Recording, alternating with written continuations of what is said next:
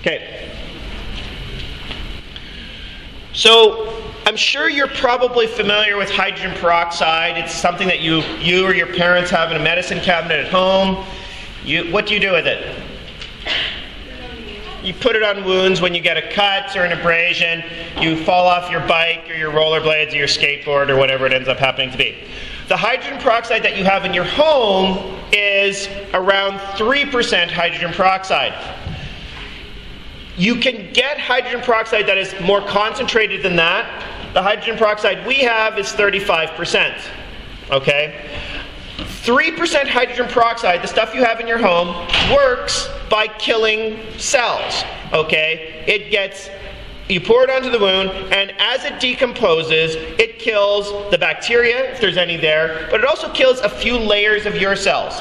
Now, for bacteria, it's a really bad thing when their cell lyses and falls apart. Okay, they're dead. It's better to kill the bacteria and a few layers of your own skin cells than it is to, of course, get that infection. When we get up to something like 30% hydrogen peroxide, it actually just kind of like burns right through your skin.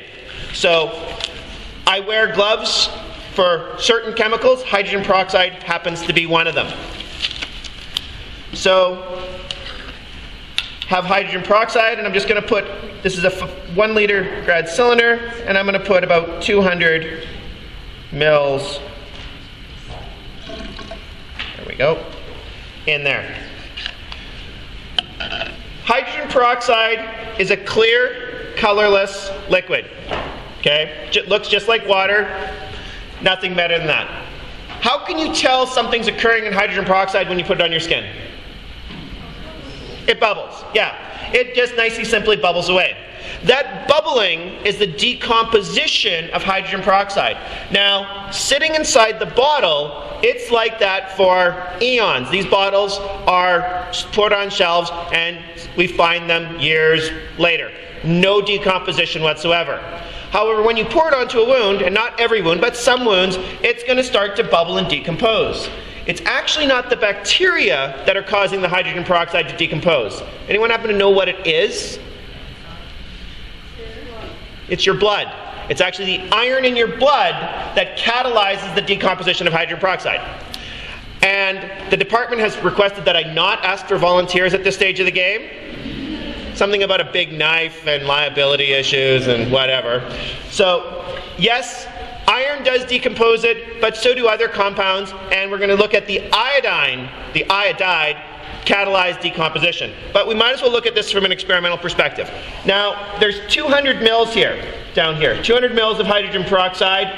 Let's try to estimate the volume of oxygen gas that is released in this process as I add an iodine catalyst.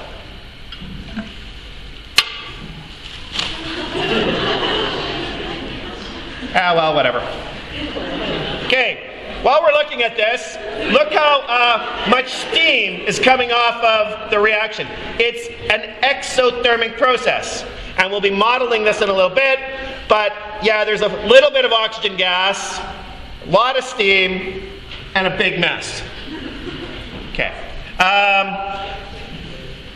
Yeah, we'll just leave it like that. You'll notice that my hands are actually turning a little bit...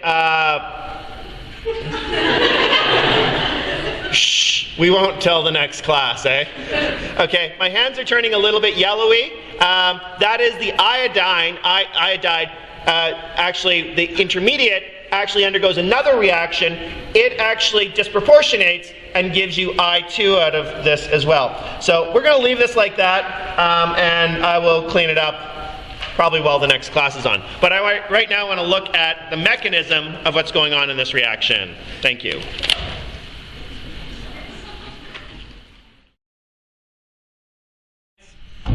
So sorry.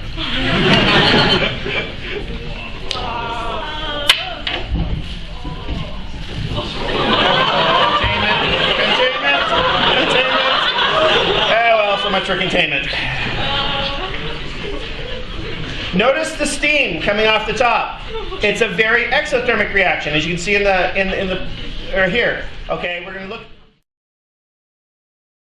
Also note the speed at which the reaction increases.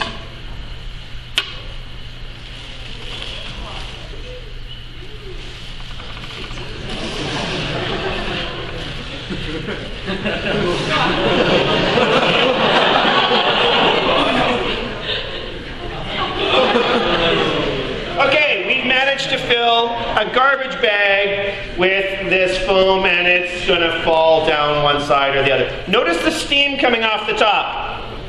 Okay? Notice it's actually really hot too, and the necessity to wear gloves. Notice the steam coming off the top. This is a really exothermic reaction. So the reaction